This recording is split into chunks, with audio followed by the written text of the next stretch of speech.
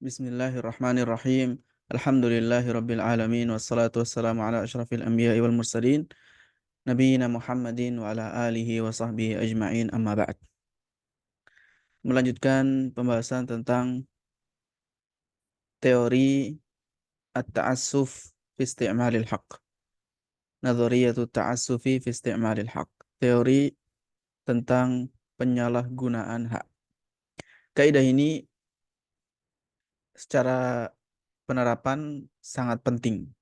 Dan tema ini tema yang cukup luas karena ada kebutuhan yang sangat mendesak tentang pemahaman yang sempurna tentang kaidah tersebut, tentang teori tersebut. Juga disebabkan karena ada praktik-praktik yang salah, yang keliru dari orang-orang yang memiliki hak sehingga mereka keliru dalam menggunakan hak mereka. Dan sebenarnya kaidah ini memiliki banyak sekali contoh praktek dan pembagian-pembagian macam-macam karena mengikuti bentuk dari hak tersebut, hak bermacam-macam. Sehingga banyak sekali perincian yang terkandung. Dan para penulis, para ahli yang menulis dalam bidang ini, sebagian ada yang menyarankan, ya berpendapat cukup menyebutkan kaidah-kaidah fikih yang disebutkan oleh ulama syariat saja. Jadi tidak perlu membahas secara khusus topik teori ini secara terpisah. Sebagian berpendapat semacam itu. Tetapi yang benar bahwa al-qawaid al-fiqhiyah, kaidah-kaidah fikih adalah ilmu yang terpisah. Memiliki perincian dan pembahasan serta contoh-contoh tersendiri. Adapun dalam pembahasan nadhariyatul fiqh di sini, teori fikih, yang dibahas adalah dari sudut pandang konsep ini sebagai satu teori yang akan digunakan dalam yudisial, dalam suatu hukum. Sehingga menghasilkan hukum-hukum dan perincian-perincian serta penerapan yang bisa jadi sedikit berbeda gaya ketika dipisahkan teori ini dalam pembahasan tersendiri dan jika dibahas dalam kitab-kitab qawaid fiqhiyah. Selanjutnya kita akan membahas hubungan antara kaidah ini, antara teori ini, yaitu teori penyalahgunaan hak dengan kaidah-kaidah fikih yang berkaitan. Di antaranya adalah yang pertama kaidah al-umuru bimaqasidiha atau innamal a'malu binniyat. Suatu perkara itu dilihat berdasarkan tujuannya. Di sini tujuan seorang hamba yang dibebani oleh syariat, tujuan tersebut menjadi diperhitungkan. Karenanya para ulama menjadikan tujuan yang buruk, tujuan buruk ini contohnya adalah seseorang melakukan sesuatu dengan harapan, dengan maksud yang bertentangan dengan tujuan syariat. Maka tujuan yang buruk tersebut menjadikan sebab, ya, menjadi latar belakang dihasilkannya hukum-hukum syariat yang sesuai, yang berdasarkan hukum teori menyalahgunakan hak. Jadi hukum tentang penyalahgunaan hak yang sudah dibahas, ini bisa diterapkan bagi orang yang memiliki tujuan buruk, sehingga masuk dalam kaidah al-umuru bimaqasidiyah. Kemudian yang kedua dalam kaidah fikih ada ad-dararu yuzal atau lafaz yang lain la darara wa la dirar. Suatu madarat harus dihilangkan. Bahkan ini termasuk salah satu dari kaidah fikih al-kubra yang besar yang dibangun banyak sekali hukum-hukum syariat. Termasuk juga teori tentang at-ta'assufu fi isti'malil haq dibangun di atas kaidah ini sebenarnya. Jadi menjadikan orang yang memiliki kekuasaan, yang memiliki wewenang dapat membatalkan aktivitas yang bertujuan memadaratkan orang lain. Jadi para pemangku kebijakan yang memiliki wewenang mampu, boleh atau diberikan ranah izin untuk membatalkan aktivitas misalnya akad jual beli dan seterusnya jika dimaksudkan memadaratkan orang lain. Kemudian kaidah yang ketiga man'ul hiyal, larangan berbuat hilah, mempermainkan suatu hukum. Karena syariat Islam memiliki aturan diantaranya adalah larangan at-tahayyul. Dan ini adalah area penerapan salah satu area penerapan hukum teori at-ta'assufu fi isti'malil haq, menyalahgunakan hak. Yang keempat ada kaidah saddu dzara'i, mencegah menutup pintu yang mengarah kepada kerusakan. Jadi maksudnya adalah siapapun yang menyalahgunakan hak yang bertentangan dengan tujuan syariat, maka secara kaidah syariat tujuan tersebut, perbuatan tersebut dapat dicegah, dapat ditolak karena berdampak kepada kerusakan yaitu madarat. Madarat atau maslahat yang bertentangan dengan syariat. Kemudian yang kelima, salah satu kaidah fikih juga yang berkaitan dengan teori ini, al-muwazanatu bainal masalihi wal mafasid. Pertimbangan menimbang antara maslahat dan mafsadat. Ini bahkan menjadi salah satu terbesar area penerapan teori at-ta'assuf fi isti'malil haq.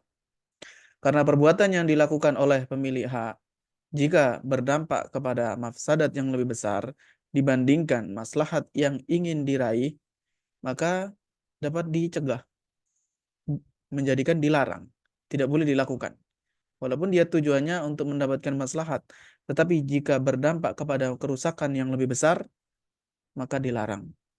Dan ini selaras dengan penerapan kaidah al-muwazanah bainal masalihi wal mafasid.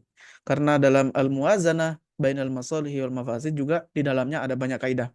Di antaranya adalah kaidah darul mafasidi muqaddamun ala jalbil masalih.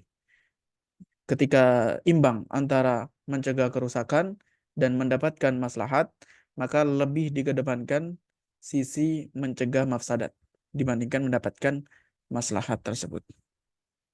Kemudian kaidah yang keenam adalah an-nadharu fil ma'alat atau an-nadhar fi ma'alatil af'al. Mempertimbangkan dampak dari suatu perbuatan. Karena menghukumi suatu aktivitas, suatu tindakan atau suatu perbuatan perlu diperhitungkan, perlu dipertimbangkan apa dampak, apa efek yang ditimbulkan oleh perbuatan tersebut jika dilakukan. Maka ini sangat berkaitan dengan teori at-ta'assufu fi isti'malil haq. Jadi kaidah-kaidah fikih yang sudah disebutkan tadi, ya kurang lebih ada 6, sebenarnya adalah sebagai pondasi yang menjadi acuan seorang ahli fikih atau al-qadhi dalam penerapan teori at-ta'assufu fi isti'malil haq. Sekalipun demikian ada sisi perbandingan antara studi fikih dan studi para ahli legal atau ahli undang-undang berkaitan dengan prinsip at-ta'assufu fi isti'malil haq. Maka perbandingannya sebagai berikut. Ada beberapa perbedaan dari sudut pandang studi fikih dan studi legal atau studi undang-undang yang berkaitan dengan teori an-nadhar, teori at-ta'assufu fi isti'malil haq. Perbedaan yang pertama adalah dari sisi studi fikih, maka sangat banyak, sangat kaya dengan contoh-contoh atau dengan praktek penerapan. Kaya dengan penerapan kaidah tersebut. Contoh-contohnya aplikasi, berbeda dengan studi undang-undang yang kebanyakannya hanya teori saja, tidak banyak membahas tentang prakteknya. Perbedaan yang kedua, prinsip yang dibangun di atas teori at-ta'assufu fi isti'malil haq ini sesuai dengan metode syariat, dengan prinsip syariat dalam hal memperhitungkan, ya, memperhatikan hasil dampak dari suatu perbuatan. Juga dilihat tujuan dan niat. Tentu saja ini berbeda dengan sudut pandang orang-orang yang membahas dari sisi konun, undang-undang. Mereka tidak melihat, ini sepertinya ada kesalahan, la taltafitu illa ila zahiril af'al. Mereka tidak melihat dari sisi apapun kecuali yang nampak saja. Jadi dari sisi undang-undang tidak dilihat hal-hal yang sifatnya batin, yang tersembunyi di dalam hati, tidak dilihat semacam itu. Kemudian perbedaan yang ketiga, studi fikih yang berkaitan dengan topik ini berangkat dari sisi wiqai, dari sisi pencegahan sebelum terjadinya suatu perbuatan. Jadi tindakan yang pertama adalah preventif dulu. Kemudian ya, sehingga pembahasan ini berkaitan dengan hati manusia sudah dibahas sebelum pengobatan. Ya, tindakan preventif sebelum masuk ke dalam sisi hukumnya, konsekuensi hukum yang ditimbulkan dari perbuatan tersebut. Beda dengan sudut pandang legal, karena biasanya hanya terbatas dari sisi qadha saja, dari sisi hukum ketika sudah terjadi apa yang harus dilakukan. Sementara tindakan preventif tidak terlalu banyak dibahas.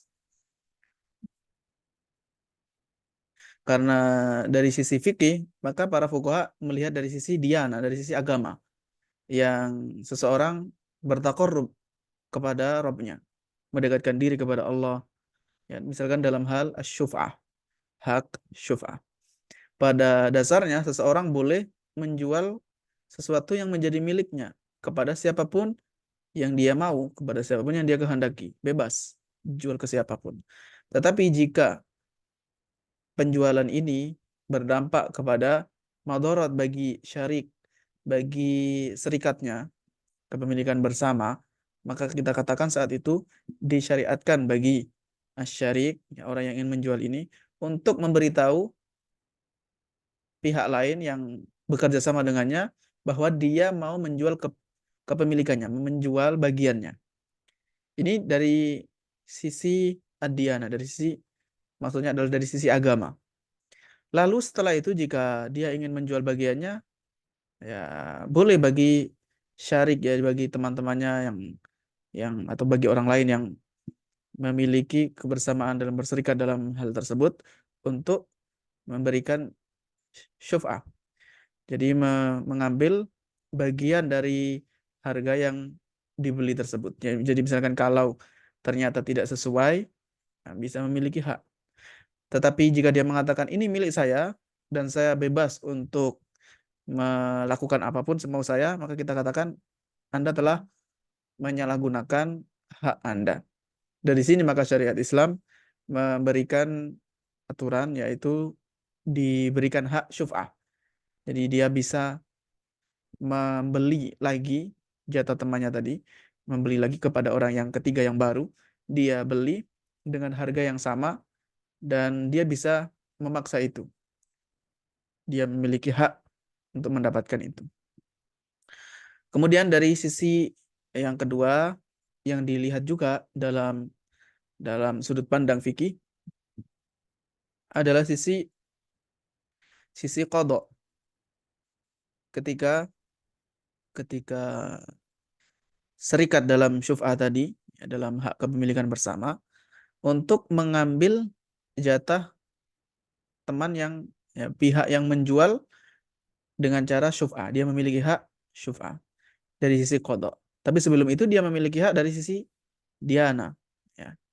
Ya, dengan cara memberitahu, dia harapkan sebelum menjual kasih tahu dulu kepada serikatnya.